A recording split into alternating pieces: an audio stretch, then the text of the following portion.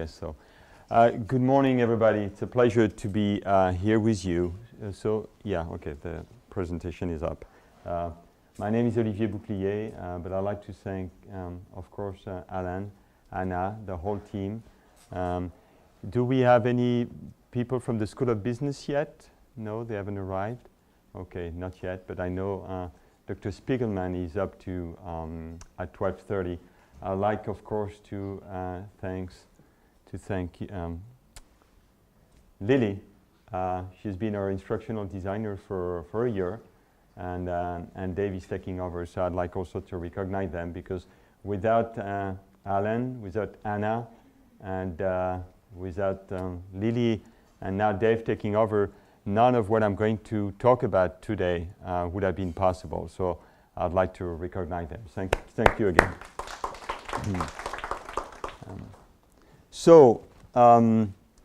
What do we have on the agenda today? I'd like to tell you the story of the School of Business. Over 3 or 4 years ago, the School of Business has decided to go. Can you hear me? Yes? Okay. The School of Business has decided to go online in some specific ways. Hybrid programs, online courses, and the flipped classroom that I think Dr. Wang is going to speak about also. We've decided earlier on to go down that path. This is what I'd like to tell you about today.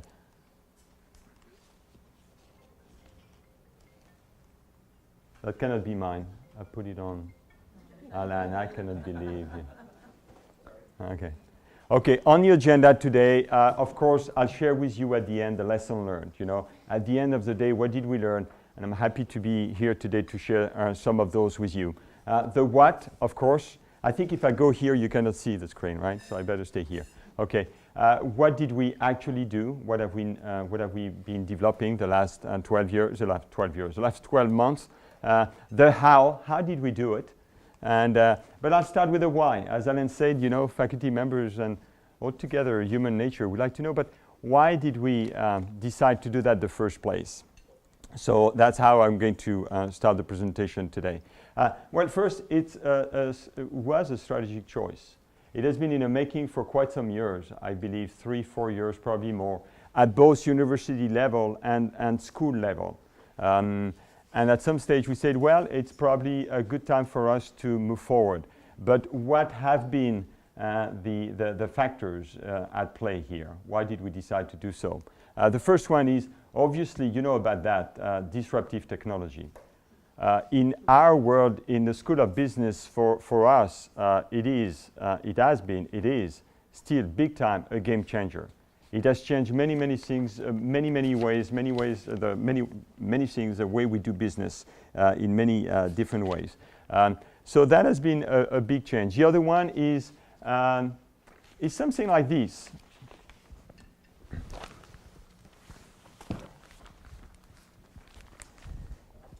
Okay, so that's the Wall Street Journal.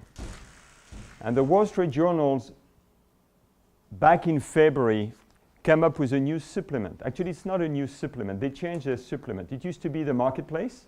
You all remember? Have you noticed? It's not the Marketplace any longer. It's now Business and Technology. And their argument is very simple. Their argument is every business is a technology business. And I believe universities are no exception. And big time here at the School of Business, we believe that our business is a technology business. It's a technology business in a recruiting side, for sure. We use a CRM. It's a business when we build our students, we use an ERP, and everything depends on technology. We believe the same goes for teaching and for the learning experience we're bringing also to our students. It is a technology business. Something else I'd like to share with you is that we have felt that the debate has shifted. The discussion has shifted big times from whether we should go online to how are we going to do it, when are we going to do it, and to what extent. There's just been a big shift here. So let me tell you a story. I've arrived in US about 12, 13 years ago. Yeah, my accent is not from Paris, Texas, more from Paris, France, by the way. And I started working in higher education in Arizona for a school named Thunderbird, a well-renowned school in the management world, now part of ASU. And I was hired to help them promote and launch online programs at Thunderbird. I mean, it sounds like yesterday. That was, about 12 years ago. But I'll tell you, when the alumni heard that their beloved school would go online, they went ballistic, nearly literally. They thought it was folie. So I'm going to speak about folie and cachet. They thought we were getting nuts. They thought that how can you take the mystique of a great brand in a management business world? Thunderbird is a great brand, highly ranked. And how can you even think about taking this learning experience online? So the president received calls, emails, you name it. I can speak about that because it went public a few months ago, actually, about 12 months ago. So I can easily share that with you. And I'll tell you, leaving that in a school where the alumni were kind of just on our caves, and I think the French people know a few things about revolutions, but it was a little bit of a revolution. It was, at least let's call it a rebellion. But that has changed dramatically. In hindsight, 12 years later, when we look back at that, we think, poof, you're kidding me. It's probably a storm, or it was probably just a storm in a cup of tea, as the English would say. In hindsight, we know that many great brands, right? The Harvard of this world, the Stanford of this world, all those folks are going online. Wharton also, a little bit more about Wharton later on. Okay? So that explains also the why. Another number, I'm not going to bombard you with numbers because it's Friday morning, but this number is 70%.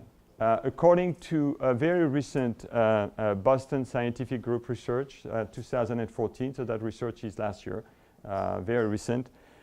They conducted a very rigorous research out there, and they looked at all small colleges and all universities up to 15,000 students. So it's about the size of UM. And they asked us about online. They asked the management, the president, et cetera, the provost, the dean, say, what do you think about the online thing? And 70% said, it's a little bit of a different story with faculty. We'll get back to that in a minute. But 70% said, it is crucial. We have to.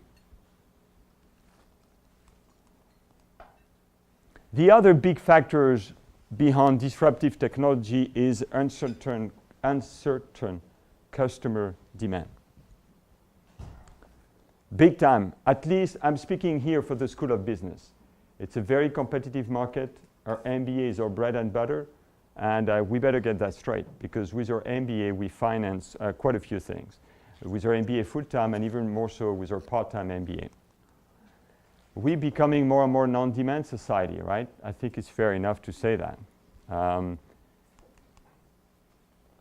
Here, what is this? It's about that side, and it's a Fire Stick by Amazon. This session is not sponsored by Amazon, so I'm not here to sponsor the Fire Stick of Amazon. But for $30, you can buy a stick, the Amazon Fire Stick, you put it behind your TV, and you turn your TV into a smart TV, right? That's it. It is that simple. So everything is on demand. You need Netflix, and then you need that little device here about that big, and you do everything on demand.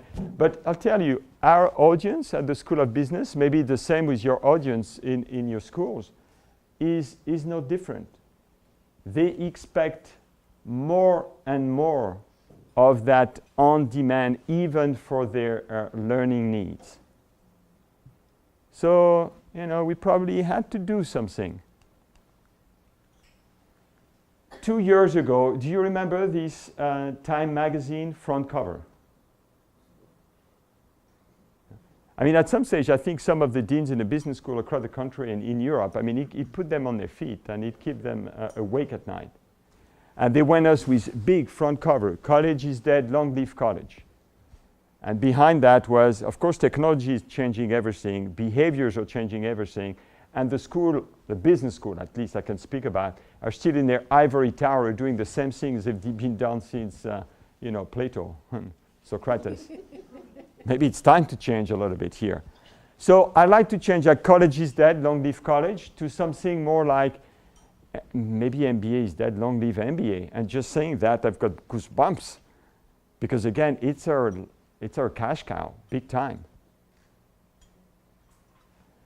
So we say we better do something. And what we learn in business school, we learn our students that it's not the strongest that survive, it's the one who adapt the quickest and learn quicker, those who learn quicker than rivals do. So we better, learn something and do something with that. The other thing is unpredictable rivals. I mean, Miami is a very attractive place to start with, not just for tourists and Latin American people and European people. I'm a bit of a European. But also for our competitors. We've got very serious competition in town, at least as far as the business school is concerned. You name it. We've got Kellogg's, Northwestern University. Yeah, I mean, just literally 10, 15 minutes away from here. You take Miracle Mile, Aragon, they're just right here. Good school from Chile, good school from the UK. We've got a lot of competition here coming here in Miami and competing with us. Also MOOCs, we're all familiar with MOOCs, obviously, but what you may not be aware of, and of course we know the great brands behind those MOOCs, so we better be on our toes. Some predicted that 50% of the business school would die, within the next 20 or 30 years. But behind the MOOCs is this: first-year MBA courses online from free. Bloomberg Business. When was that? September 2013. Very recent. You know who's the school behind that? Wharton. It's about as good as it can be. So an MBA at Wharton, I think, don't quote me on that. Don't quote me, the camera over there on these. But I didn't realize we were getting taped, so I better watch what I'm saying now. But I think it's around $200,000 or something like that. Okay, so that's very much their bread and butter for the executive MBA program. And now they're saying, well, you know what? You can take the first year with us. You go online, fully. You get it for free. If you want a certificate, we'll send you an electronic certificate. It's going to cost you something like, I've got that on my notes, but I'm never following my notes. I think I can put that here. Okay. Something like $49. And you get the online certificate. Yes, you have got your MOOCs, congratulations, and maybe you're ready to get into the second year. Oof. And we're speaking about Wharton, so big brand, huge brand in our world. So that's where it gets very interesting. I think we got an understanding of the why. The School of Business had to do something. I had to do something pretty quickly. I mean, I think we were on fire. I mean, that's the first time I spoke with Alan, it was all about, getting that sense of urgency and getting stuff done really quickly. And I think it's good to be on one's toes, because our world is changing very quickly. So that's where it gets interesting, because once we have all that, we need to do something. We need to execute. And with execution, of course, come another level of uncertainty, right? I don't know about you, but sometimes I feel like it's not also for the record here, but getting stuff done in a university, it is something, right? It's a process. Everything is a process. I used to work in a high tech before working in a university. Even in France, sometimes I thought it was easier, but in the Silicon Valley, it was just like this. So that's where it gets interesting. And now I guess we're shifting gears and we're getting into so how did we go? How did we go to that change? I thought I had deleted that, but it's coming back. That's okay. I think one big word here is collaboration. So I'd like to speak a little bit about collaboration, because I think it has been very loosely used out there. But collaboration as a construct, I know you're a faculty, is a very valid and it's a very solid construct. That is yielded very solid psychometric properties, has been tested in and out. But so what do we mean by collaboration? Because collaboration is not just, let's work together. Let's do some stuff together. It's not even let's coordinate something together. No, it's more profound. Collaboration is an effective, so it's an academic definition for us this morning, an effective volitional mutual shared process where two individuals, teams, work together, exchange a distinctive knowledge, have mutual understanding, share resources, and achieve collective goals. Okay. Let's take these words one by one, and let's start, I don't know, mutual understanding. What does that mean? Well, from the get-go, we met with Alan. That was over 2 years ago. It sounds like yesterday because everything is happening very, very quickly. There was very quickly a mutual understanding that we needed to do something, and the flipped classroom concept that Dr. Wang is going to speak about was probably something that would be very, very efficient for our audience and for our learners. Most of them are working professional. They are in their mid-30s, sometime early 50s, sometime mid-50s, and getting there. So we need to do something, and the flipped classroom concept made sense. So, but we had that mutual understanding very quickly. Share resources. He said, I'm not sure we should. The School of Business place is too high. First, we started to try to hire an instructional designer, and then I realized, even though I had been in the online world for some time, I said, I'm not an expert. I'm certainly not an expert in Flash. How am I going to test whether this person is that highly qualified, meaning the instructional designer? So that's where Alan and his team kicks in. They've helped us in the process big time, sharing resources. And they say, well, Olivier, we can help you with this. And they helped us, and they found Lily right here. But not only that, but they involve us in the process, and they say, why don't you come? And we had an interview together just to make sure that we were on the same page, and we were very comfortable recruiting Lily. And then Dave, same, and it's been very much of a mutual process. Where is Anna? Over there. Okay. So I think it's very important. Collaboration, it goes very deep. We need to have mutual understanding. It's good to share resources. We have been doing that big time. So we work with them, but they actually report to the center, to the academic technologies, and we love that. It's, to us, we get the best worlds, and we want to achieve collective goals. We know we need to get stuff done, and we need to put some of those courses online. I'll get back to effective and volitional process just in a minute. So quickly, thanks to that collaboration, we had that check in the box. Okay, yes, we have the technical skills, it's check in the box, we can move on. But we strongly believe that is not enough, because once we have the instructional designer with us, he needs to work with the faculty. And that's another ball game in itself. He needs to work with, or she needs to work with the administration at the School of Business.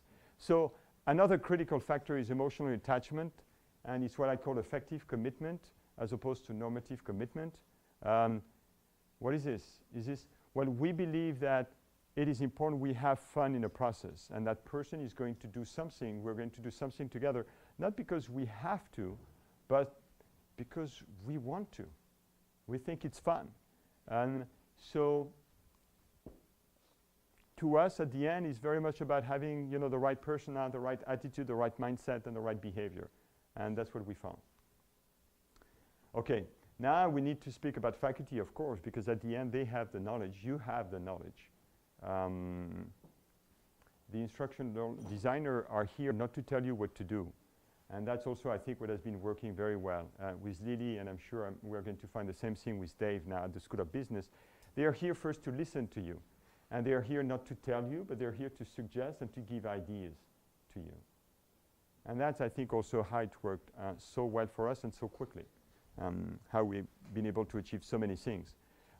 We have had also our Vice Dean, Dr. Mehrotra, has been at for 20 years. So he knew the faculty very well, and he was able to tell us every time along the process to say, well, why don't you approach X? Why don't you approach Z? So every time we work with the faculty, there was very much on, we approach them, and that was on a volunteer basis. Are you interested in new technology? Is that exciting to you or not? And we took it from here.